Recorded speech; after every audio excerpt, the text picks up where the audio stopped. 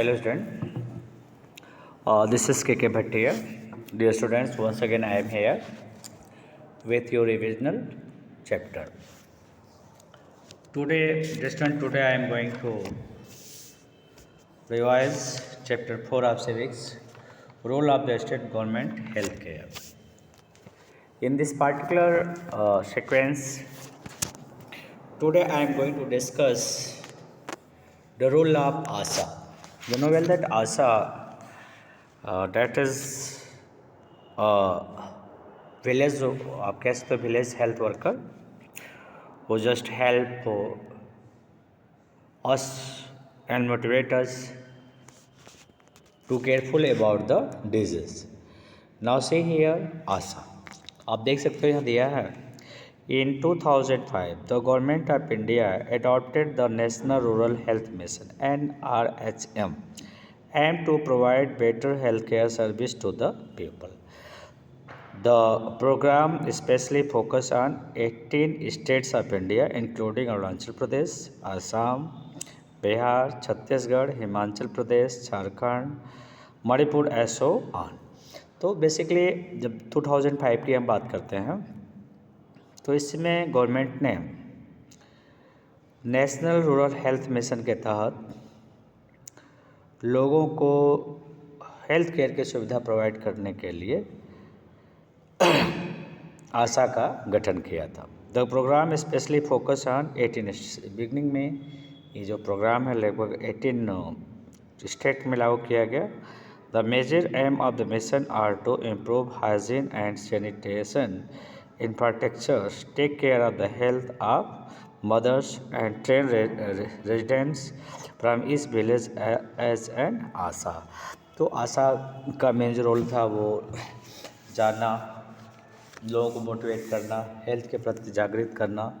तो ये जो मेन रोल था आशा का, ये इसके द्वारा जो है लोगों तक स्वास्थ्य की सुविधाओं को पहुंचाने का काम करना. Drawback of public health care service, क्या क्या ड्रॉबैक है, कमियां हैं, देखो दिया है. The public health care system does not always is the common man who needs it more the most. There are many reason for this. तो जैसा कि आप जानते हैं कि गवर्नमेंट की बहुत सारी स्कीमें होती हैं जिसको गवर्नमेंट ऑपरेट करना चाहती है, ऑपरेट करती है, लेकिन वो मध्य के जो अधिकारियों को उदासीनता दे समझिए, चाहे जो भी है, सब कागज़ पे सारे रिकॉर्ड मेंटेन हो जाते हैं, बट धरातल पे वो चीज़ें हमें दिखाई नहीं पड़ती हैं. तो धरातल पे लाने के लिए गवर्नमेंट को कुछ न कुछ योजनाएं बनानी पड़ती है. तो उसी योजना के तहत इन्होंने आशा को लेके आया है. अब आगे आप देखेंगे, there is a scarcity of funds and the granted fund are also not utilized properly. तो सबसे पहली चीज़ जो होती है वो फंड की प्रॉब्लम होती है. और फंड अगर दिए भी जाते हैं सरकार के द्वारा तो उसका प्रॉपर यूटिलाइजेशन नहीं हो पाता है, जिसके कारण जो कॉमन मैन है उसके पास सुविधाएं पहुंच नहीं पाती. Skilled dedicated doctors are unwilling to serve in the rural areas who due to which there is a shortage of trained medical personnel. तो जो बहुत स्किल्ड डॉक्टर हैं, अच्छे डॉक्टर हैं, मेडिकल जो प्रोफेशनल हैं, प्रोफेशनलिज्म हैं, वो लोग देहात में सेवा देना नहीं चाहते हैं. उसके पीछे भी रीज़न होते हैं कि बहुत सारे क्या कहते हैं, उनको प्रॉपर जो सुविधाएं मिलनी चाहिए वो सारी सुविधाएं उनको मिलती नहीं है, इस कारण जो है दिक्कतें आती हैं. थर्ड देखो दिया, there is a shortage of medical equipments as well as medicine. दूसरी आप देखो, lack of infrastructures in the rural areas in the common problem due to poor condition of the roads. Sometime it is difficult to take patients to the near my medical centre. तो these are the main problem, that is why the doctors not people to go to join there. The number of the public health care centres is also इनएडिक्वेट. अपर्याप्त है, पर्याप्त नहीं है, specially in rural areas. Sometimes patients have to be carried long distance to reach the medical center, or in case of critical disease this can be fatal. तो कभी कभी ऐसा भी होता है कि उनको सीरियस कंडीशन में मरीज जब हो जाता है तो उनको लेकर के हॉस्पिटल पहुंचना होता है. जब हॉस्पिटल वो पहुंचते हैं तो ड्यू टू फैटल कंडीशन, घातक कंडीशन होने का मरीज़ रास्ते में ही दम तोड़ देता है। तो ये सारी बहुत सारी दिक्कतें हैं जो रूरल हेल्थ सेंटर रूरल की हम बात करते हैं। देहात में ऐसी बहुत सारी बीमारियाँ होती हैं जो बीमारी के कारण लोग दम तोड़ देते हैं। इन गवर्नमेंट हॉस्पिटल, अब हम बात करते हैं गवर्नमेंट हॉस्पिटल के। आप जानते हैं गवर्नमेंट हॉस्पिटल तो बहुत ज़्यादा कुछ सुधार देखने को मिल रहा है, लेकिन पहले तो बहुत इसकी पुअर कंडीशन हुआ करती थी। In government people often have to stand in ला क्यू। अगर आप देखते हैं कि लोग लंबी लंबी लाइनें बना के बैठे हुए हैं। Staff is also unfriendly at time. और जो वर्किंग स्टाफ होता है, जो हम लोग की सर्विस का ही पेमेंट लेता है, वो अनफ्रेंडली बिहेव करता है, बहुत गलत व्यवहार करता है। Hospital usually dirty. अक्सर जो सफाई कर्मी होते हैं वो प्रॉपर काम नहीं करते, हॉस्पिटल गंदा रखते हैं। As a result people who can afford prefer to avail private health care service.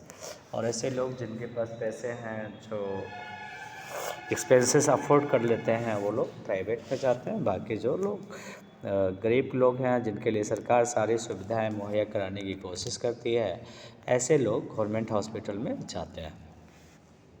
However, most of the medicine prescribed by the doctors are available at government hospital at considerable low prices। ठीक है, तो बहुत सारी चीज़ें होती हैं, medicine जो होती हैं वो गवर्नमेंट हॉस्पिटल लो प्राइजेस पे हैं, लेकिन due to black marketing those just sold out of, and that is why the people can't able to get proper medicine. अब हम बात करते हैं प्राइवेट हेल्थ केयर की बात हम करते हैं।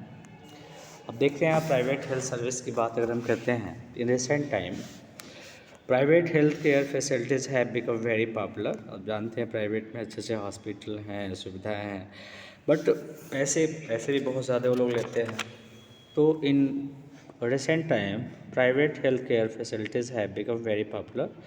There are especially and super especially private hospital offering better infrastructures and facilities. Apart from this, private nursing homes and doctors clinic have also mushroomed all over the countries। तो private में क्या है, उसको एडवर्टाइज़ करते हैं, अच्छे से doctor होते हैं, जो व्यवस्थाएं होती हैं प्रोवाइड होती हैं। तो इस तरह से वो जो प्राइवेट हॉस्पिटल होते हैं, वो जो अच्छे पैसे वाले लोग उनको प्रेफर करते हैं। इस private nursing home and doctors clinic have also mushroomed all over the country, specially in the urban areas. They attract more people because compare to government hospital. तो गवर्नमेंट हॉस्पिटल बीमारू व्यवस्थाएँ हैं, लाचार व्यवस्थाएँ हैं, तो अक्सर जो जिनके पास पैसे होते हैं, जो प्राइवेट मेडिसिन को अफोर्ड कर सकते हैं, वो लोग प्राइवेट हॉस्पिटल में जाते हैं। बहुत ज़्यादा मतलब चार्जेस भी बहुत ज़्यादा ये लोग गेन करते हैं, मतलब प्राइवेट सरकारी अस्पतालों की अपेक्षा इनके चार्जेस मोर देन 10 या 20 टाइम्स मोर होते हैं।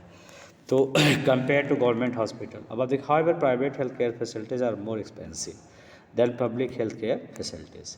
लेकिन चूँकि जो गवर्नमेंट के अपेक्षा देखा जाए तो प्राइवेट बहुत कॉस्टली होता है। Only the rich and the middle class people can afford it. Only with a public-private partnership, we can provide quality healthcare facility for all. तो लेकिन अब चूँकि हमें सब देना है, तो सबके लिए क्या करना है, हमें व्यवस्थाओं को मेंटेन करने के लिए गवर्नमेंट और प्राइवेट में कॉम्बिनेशन बना करके चलते हैं।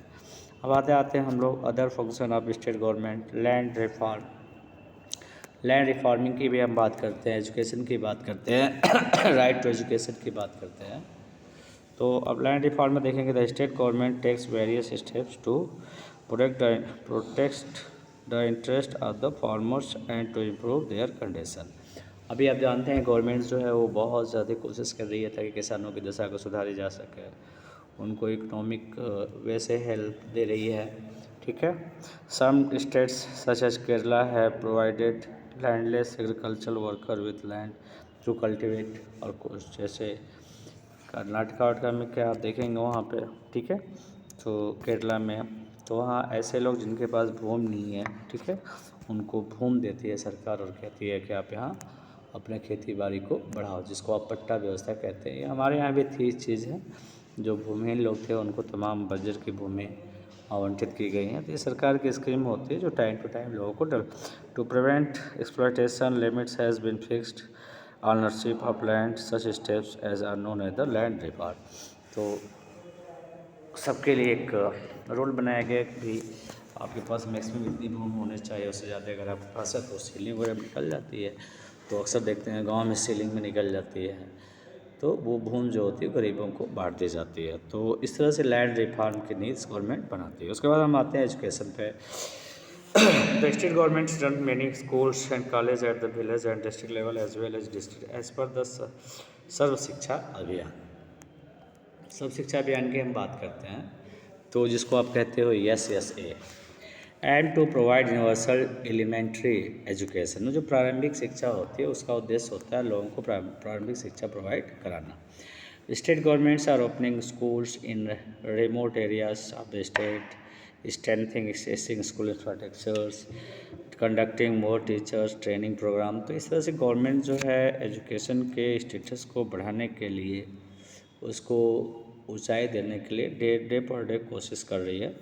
और इसके लिए सरकार जो है स्कूल की भी व्यवस्था कर रही है, इंफ्रास्ट्रक्चर की व्यवस्था कर रही है, टीचर्स की व्यवस्था कर रही है टीचर। लेकिन दुर्भाग्य है कि जो विल पावर होना चाहिए, वो विल पावर की कमी के कारण सरकार की सारी व्यवस्थाएं फेल हो जाती है, जैसा कि हम देखते हैं।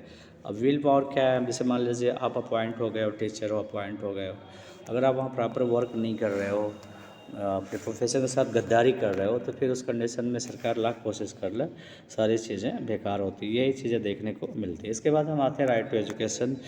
Right of children to free and compulsory education act come into the force of 1st April. It is duty of the government to provide elementary education to every child in the age of 6 to 14। 6 to 14 as के सारे बच्चों को ये सरकार की जिम्मेदारी होती है कि उनको एलिमेंट्री एजुकेशन प्रोवाइड कराएं। Government will bear the cost and responsibility of getting a child admitted to the school and also ensuring that he is completed 8 years of schooling। तो कहते हैं इसमें गवर्नमेंट की ये जिम्मेदारी होती है कि बच्चों को 8 साल तक फ्री एजुकेशन देने की व्यवस्था करें। Under this act no child will be denied admission और asked to take an admission test. ठीक है, इसमें किसी बच्चे को हम मना नहीं कर सकते, ना ही हम टेस्ट लेने की बात करते हैं। Children with disabilities will also be admitted in regular school. Right to education had been a part of directive principles of state policy but was not enforceable. The right to education is one of the fundamental right of the people in India। तो इस तरह से सरकार तो बहुत सारी व्यवस्थाएं करती है, लेकिन सारी चीज़ें जो है वो प्रॉपर वे में नहीं आ पाती है। उसमें कहीं न कहीं हमारी जागरूकता भी कमी रहती है। प्लस जैसे होता है कि हमारे सिस्टम में क्या है, मतलब हम कोई सरकार नियम बनाते तो उसको चोरी करने के बारे में सोचते हैं कि इससे हम कैसे बचें। ये जो डीमेरिट है, that is why drawback of our countries. Thanks to watch my video.